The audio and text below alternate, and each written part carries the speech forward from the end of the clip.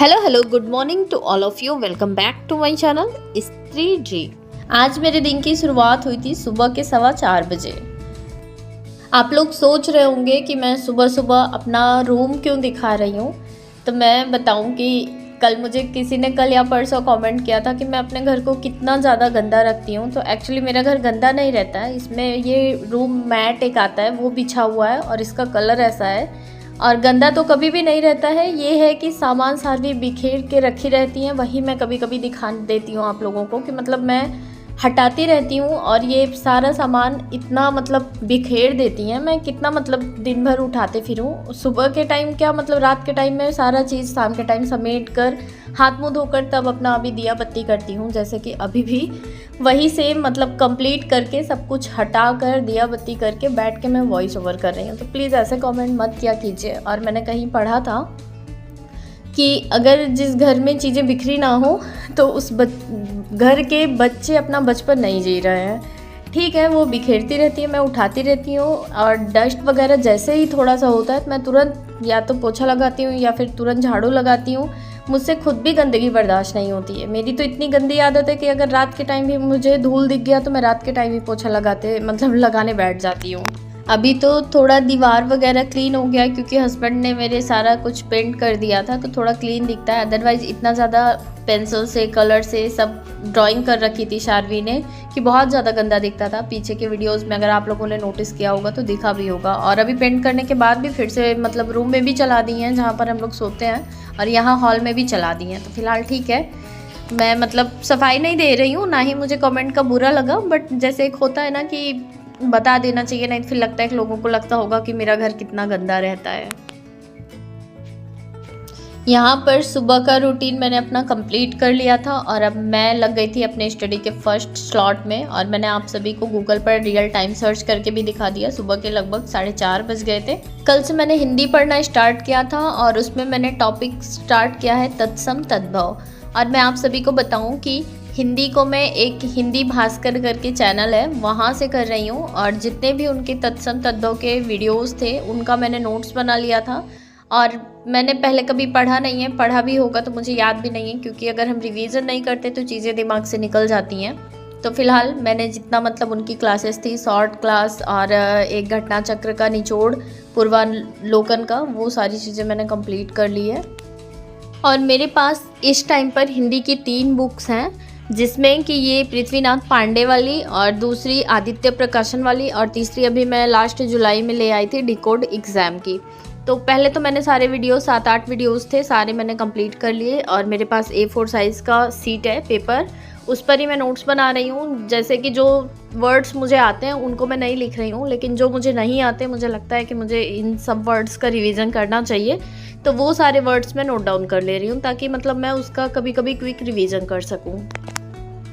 और साथ ही साथ मैं जो क्लासेस से नोट्स बनाई हूँ वो तो ठीक है, बाकी मैं बुक्स से भी पढ़ूंगी। और जो भी वर्ड्स मेरे लिए पहली बार जिसको मैं देख रही हूँ, पहली बार सुन रही हूँ कि नहीं किसी शब्द का ये शब्द भी हो सकता है, तो उसको भी मैं अपने नोट्स में इंक्लूड कर ले रही हूँ।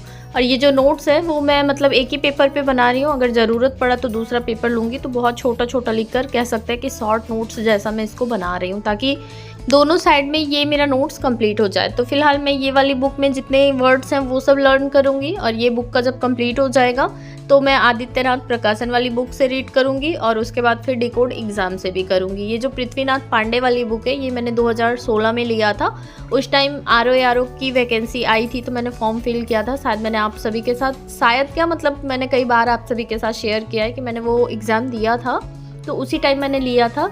2015 में मेरा ग्रेजुएशन कंप्लीट हुआ था और 2016 में मैंने फॉर्म अप्लाई किया था। सोचो तब का सफ़र लेकर अब 2025 आ गया। अगर 25 में जॉब लग जाती है या फिर 26 में भी लग जाती है ना तो बहुत बड़ी बात है और बहुत ही खुशी की बात होगी मेरे लिए। तो मैं तो अपना पूरा 100% देने वाली हूँ।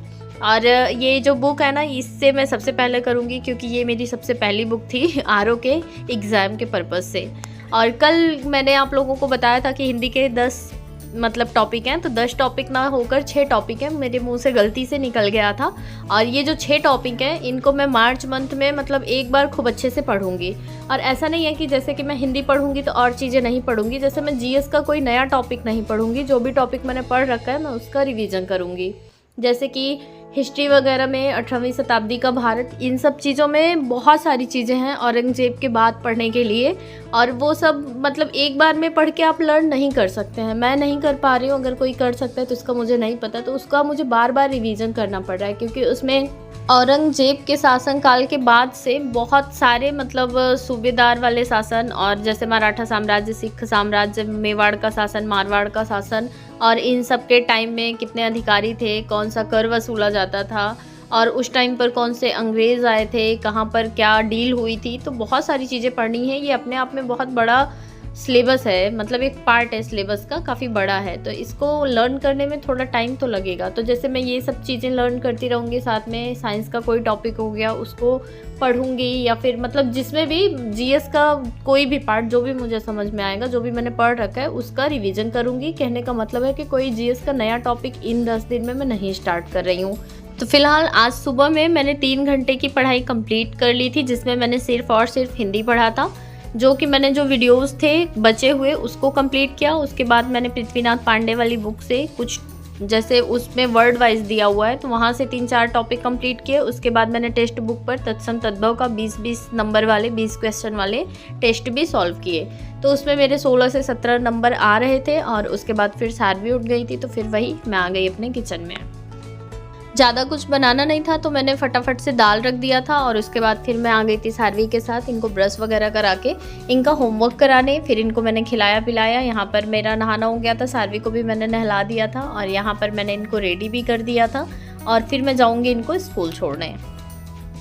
आज सारवी का स्कूल का लास्ट डे है इस सेशन का। अब 1 अप्रैल से या 2 अप्रैल से स्कूल फिर से चालू होगा, तब ये नर्सरी में चली जाएंगे। अब तक ये प्ले ग्रुप में थी और ये स्कूल में बहुत ज़्यादा मज़े करती थी। बट अब 10 दिन की छुट्टी हो रही है, और 10 दिन में अब देखिए मेरी स्टडी का क्या ही होता है। अच्छा हुआ है कि मैंने पहले से ही हिंदी टारगेट करके रखा है, बट फिर भी मैं मतलब अपना पढ़ाई तो कंटिन्यू मुझे किसी न किसी तरह करना ही पड़ेगा, क्योंकि ये सारे एक्सक्यूज़ेस बेकार हैं। क्योंकि बहुत बुरी कंडीशन में लोग बहुत कुछ अचीव कर रहे हैं, और हम लोग ना बहुत जल्दी हार मान जाते हैं।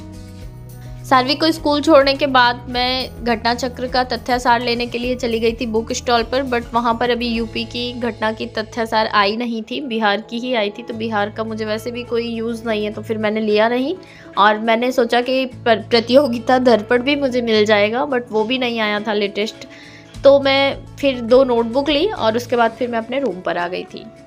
अभी जो मैंने नोट्स बनाना स्टार्ट किया है वो पीसीएस का है, और वो उसके सिलेबस के अकॉर्डिंग रहेगा। तो अगर मुझे आरओ के पर्पस से कुछ पढ़ना रहेगा तो मैं इसमें नोट डाउन कर लूँगी। और मैंने आप सभी को बोला था कि मैं कुछ स्ट्रेटेजी 1-2 दिन में आप लोगों के साथ शेयर करूँगी। तो मैं कल बहुत ज़्यादा रिसर्च कर रही थी, तो उसमें मुझे एक चीज़ समझ में आई एक सर की, कि करंट अफेयर डेली बेस पे पढ़ना वेस्ट ऑफ टाइम है। अगर करंट अफेयर पढ़ना ही है तो कोई जो करंट अफेयर की बुक आती है मंथली मैगजीन, उसको लेकर पढ़ सकते हैं। उसमें एक साथ सारी चीज़ें रहेंगी और हमारा टाइम भी सेव होगा। डेली 1-1.5 घंटे की वीडियोस देखने से बेटर है कि वो बुक लेकर अगर डेली 1-1.5 घंटे रिवीजन करेंगे तो एक साथ में महीने का करंट अफेयर तैयार हो जाएगा। और मुझे ये बात बहुत ज़्यादा अच्छी लगी।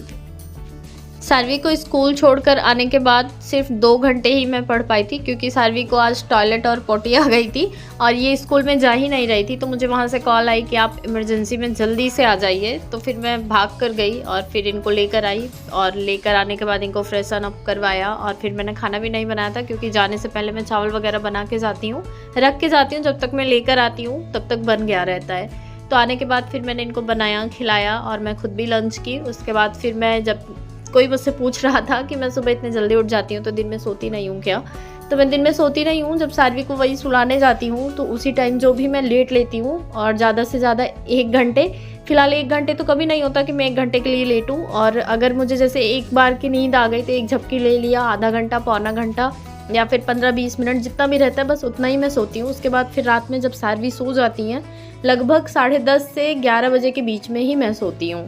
उसमें भी अगर कभी मैं मोबाइल चला रही हूँ, कुछ देख रही हूँ ना, तो उससे ज़्यादा भी हो जाता है। और मैं सच बताऊँ आप सभी को, तो नींद मुझे सबसे अच्छी वाली सुबह के ही टाइम पर आती है। ये मेरी बहुत बड़ी वीकनेस है, बट मैं इसको ही अब अपनी ताकत बना रही हूँ। अब मैं, आप लोग देख रहे होंगे पीछे कुछ टाइम से, कोशिश करती हूँ कि 3:30 से 4 बजे तक मैं उठी जाऊँ। बहुत ज़्यादा लेट होता है 4:30-5, और कभी कभी अगर सारवी डिस्टर्ब कर देती है तो भले ना उठूँ, बट फिर भी मतलब मैं उठ जाती हूँ, पढ़ भले ना पाऊँ। सारवी को सुलाकर मैंने 1 सवा घंटे की पढ़ाई और की और उसके बाद फिर सारवी को दूध वगैरह पिलाया और मैं भी, मुझे भूख लग रही थी तो गुजिया मम्मी ने घर से भेजा था तो अभी भी वो बचा हुआ था तो उसको मैंने खाया।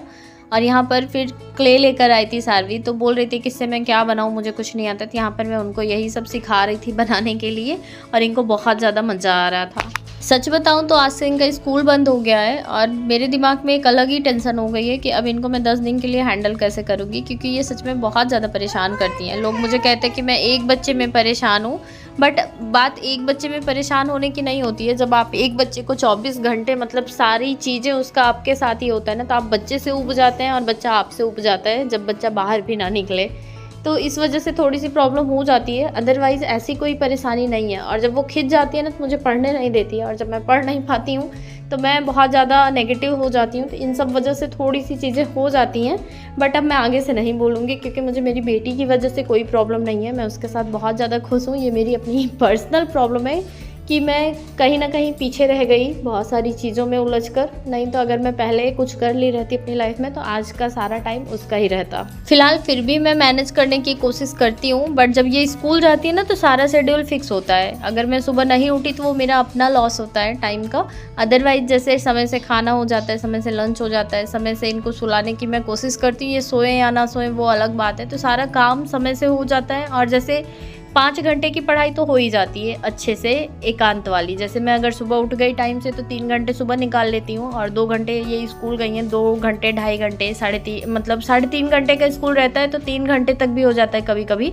बट 9:30 बजे का स्कूल रहता है तो जैसे मैं सुबह 9:20 तक छोड़े जाती हूँ तो आते आते 9:45 हो जाता है। फिर मैं कुछ खाई पी 10 बजे तक बैठती हूँ पढ़ने के लिए और 12:15 बजे फिर मैं पढ़कर उठ जाती हूँ। 2 सवा 2 घंटे ही मैं पढ़ पाती हूँ, तो 5 घंटे तो मतलब निकाल ही लेती हूँ। बाकी उसके बाद का जो टाइम बचता है वो सारवी के साथ का रहता है, तो चाहे उसमें मैं रिवीजन करूँ, कोई चीज़ बोल बोल कर पढूँ, क्योंकि उस टाइम मैं कुछ नया टॉपिक नहीं पढ़ पाती हूँ।